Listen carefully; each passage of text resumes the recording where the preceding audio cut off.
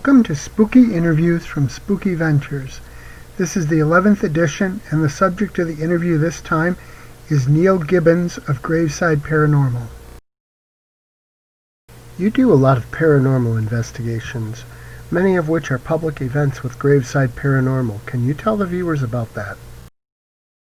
A lot of our investigations sometimes are public events. What we do is, if we can, we try to give people equipment and let them do an investigation as well, because it helps us and it also helps them to enjoy paranormal investigations. See, if we all of a sudden have an investigation and still we have some questions to be answered, like we're going to be doing one at the Forge on Halloween, there's still questions to be answered. So why not bring out a group that'll be able to help us a little bit more on something like that. So what we do is we give them equipment, we set them off to go ahead and do it on their own, but we try to help them out as we go along, of course. But yeah, we try with the public events. It's basically just to help people enjoy the whole investigation process. And what we do is we break down the investigation afterwards. We load all the EVPs up on the computer, and then what we do is we put it out the next following weekend on our YouTube channel, so that people can see what they found on their investigation in whatever place we were going to. Have there been any moments or things you've experienced during all those investigations that have really stood out above the others? Was there any places that really stood out more than others? Yes. The Sally House in Atchison, Kansas did. That one there, now I'm kind of a sensitive, and we went to the upstairs part where supposedly a little girl is supposed to be there. A little girl who died inside the house. So the story goes is that this little girl, her mother brought her into the house, early 1900s, and she was complaining of stomach pain. And what happened was is that the doctor at the time who was going to perform the surgery inside the house, as named the Sally House, did not have any anesthesia. So he had to perform emergency surgery. So he told the mom to hold her down, and she started screaming because he had to do it with no anesthesia, and she died there on the table. So we went up to the room where supposedly this little girl is. Supposedly. You can feel right away there's two, I believe, entities, two very strong entities. One is stronger than the other. The first entity that I felt, you feel it up in your shoulders and the back of your neck and your head.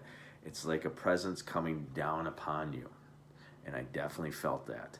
You could feel it trying to enter inside, trying to make some kind of contact with you. The second entity went into the master bedroom, where that's the stronger entity. And when that one gets on my shoulders and it was trying to get in through the back of my neck and stuff, I definitely felt that one. So that one there, I would say, really stood out as one of the most. And that's a really good question. Thanks for asking that one. You have a Halloween event coming up. Could you tell us about that? Yes, sir. We are definitely going to be having a big event on Halloween night, which is a full moon, and on a Saturday. And I believe that's also the day that the time is going to be able to go back 1 hour, to fall back. So the story goes is that there is some kind of, they say, shadow people inside this place called the Forge in Blue Island, Illinois. People have heard children in the bar. The bar has gone through a lot of owners. Some of them are missing from the research that we've found. So some of the research is missing of the history of the place. What we found in there, which is very interesting, is when we first started doing our investigations into the place, you could hear a lady down in the basement. We're calling her the presenting ghost. I'm sorry. And what it is you can hear a voice going, ah, like that. So we gave it the name the presenting ghost, as I'm presenting myself to you.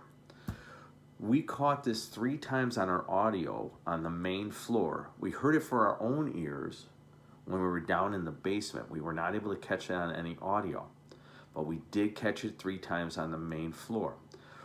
The first time I went into this place to meet the owner, Hank, I heard when I went into the washroom area a girl's voice, and it's always in my left ear. I heard, "Help me." And I'm thinking, oh my God, is someone messing around with me the minute I walk in here? There was no one around. There was only like two people playing these gambling machines, and there was no one else around. So this event that we're going to be doing on Halloween, we're going to continue the investigation. For $35, what we're going to do is we are going to have food, we're going to have drink, of course, and we're going to give equipment out to people to investigate. Let them have some fun. We're also going to do some scary stories. I love doing stories. I love telling stories. And we also have a special surprise at midnight. We are going to do for the first time ever. We are building a thing called a scrying box. And we are going to try to make contact scrying. Scrying is a thing where people believe through smoke you can call upon spirits. And they can take the form inside the smoke. But we're not going to build a fire, of course. It's a building. So what we're going to do is we are going to use a fog machine, and we're building this box. And what we're going to do is we're going to try to call forth whatever can happen for the first time. Let people take flash photos. See what can happen. So once again, October 31st, a Saturday night. You can go to gravesideparanormal.com to go ahead and get your tickets, or you can go on our Facebook page, Graveside Paranormal, on our Facebook, and you can go ahead and look that up. Who are some of your favorite horror creators? So who are some of my favorite horror creators? John Carpenter, definitely, because the movie They Live, I enjoyed that with Roddy Piper. I enjoyed that a lot, actually. I wish they would have made a part 2 to that. That would have been good. For a good horror book that I really, really liked. Now, I don't know if it is a horror book, but I like The Telltale Heart by Edgar Allan Poe. I enjoyed that book. I think that is an awesome book. For other stories, I like a lot of urban legend stories, like Your Resurrection, Mary, and other things that affiliate with the area of Willow Springs and the Burbank area over there. I enjoy a lot of those stories. Horror books, more horror books, or favorite movies, horror movies. Now this is good. I enjoyed The Exorcist as a kid. Enjoyed the hell out of that one. I also enjoyed The Entity, 1983 movie about a lady who has a large shadow entity that is basically assaulting her. And that movie there actually was the basis of, I forget the investigator's name, that started this guy's investigating. They actually caught some really cool footage. And the movie, I wish they would redo the movie again to this time. I am enjoying the Conjuring movies. I am enjoying them a lot. I know that they're very, very Hollywood, but at the same time, I am enjoying them. But other than that, that's about it right now. I did enjoy the Freddy Krueger movies, of course. Some of them got a little silly when you started getting into the Dreamer or Dreamcast. I think it was Freddy Krueger 3, Nightmare on Elm Street 3. Got a little silly, but I still watched it.